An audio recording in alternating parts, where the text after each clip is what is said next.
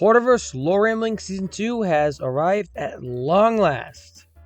In this new season, the episodes will be a little bit longer. Instead of 7 bits of information, this season will have 9 in each episode.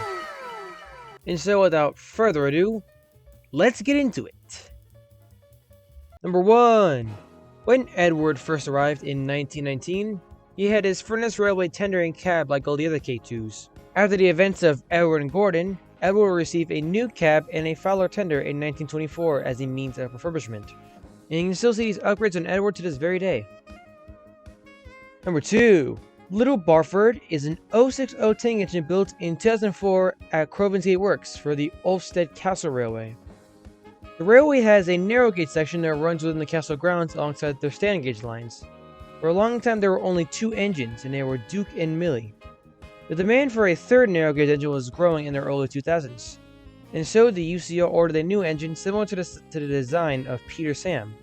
The main differences being the lack of a diesel ejector funnel, the wheel configuration, among other slight changes, And Little Barford was painted to a special purple livery and became an official member of the Ulfstead Castle Railway fleet in 2004. Number 3. So when the RMS Aquitania was withdrawn and sold for scrap in 1949, instead of being immediately scrapped, she was instead laid up by the scrapyard for several years. And this state of being laid up lasted until 1963 when sold at auction. And this is when the RMS Aquitania became a floating hotel within the marina at Lower Suttery. And this which still stands today and remains a popular tourist attraction within the area. She would also receive a slight adjustment to her paint scheme as well. Pretty cool. Number 4. Neville was withdrawn from service in 1964 and was immediately bought by an anonymous collector. Following the Northwestern Railway and British Railway split in 1968, the collector donated Neville to the Northwestern, and Neville was placed amongst the ranks of the NWR's goods engine roster, and was officially stationed at Ttte. And this we can still see Neville to this very day. Number 5. Norman was built in 1987 by the Ttte Harbor Board. The THB at this time already owned Dennis since 1959, and by around the 80s the workload had seemingly doubled. And so Norman will enter service in 1987 and is one of the 2 shunters at Ttte Harbor alongside his brother Dennis.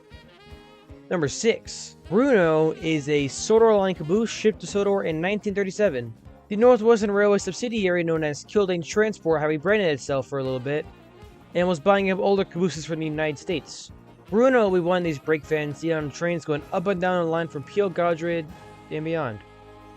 In 1998, he was relocated to the Arlesdale Tramway, where he works alongside Sigrid. And this is where you can see Bruno today. Number 7. The events of the episode Henry in the Dark would take place in 1937. You see, there was a mix-up within the paints used to repaint the engines, and Henry accidentally received a glow-in-the-dark paint and didn't realize until later that night. Henry would eventually use his unique appearance and opportunity to scare the living hell out of Gordon, in which I'd say we all know how that went down. And so Tom had actually found this pretty funny. He even allowed Henry to remain in his glowing paint livery for a little bit. Henry would eventually be repainted in early 1938. Number 8. Bloomer was a special-built member of his class of engine, having entered service in 1897. You see, the Netford and Ulfstead Railway was testing the viability of having a tender engine work on longer services on a Netford to Ulfstead route. The demand was very light, so they figured an older design wouldn't be the worst scenario in the world to have. And so the KNUR commissioned the LNWR's works to build one last member of their large Bloomer class of engines. Bloomer will fit into his role perfectly, having entered service in 1897, and he was repainted into the railway's first generation livery of a red base coat with gold and black trim. Very similar to the LMS livery, except that was a very, very vibrant red. Very unique. In 1923, Bloomer was officially retired and became a static display at Crovan's Gate Station. And this lasted for about 50 years until 1973, when Sir Robert Norby II purchased Bloomer for his upcoming Ulfstead Castle Railway, which will open a year later. And he would finally enter service under the UCR in 1976. And this we can still see Bloomer today, hauling the occasional tourist train. Number 9. Duncan of the Scarlet Railway will wear the ISKR's red livery for the majority of his working life. That was until he requested a change in 1976.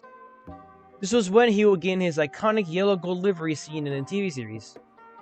Well, he also has red side rods too. Pretty cool. In this delivery, you can still stand Duncan today. Thank you all very much for watching this first episode of Porterverse Lore Rivaling Season 2. And I will see you all in the next one.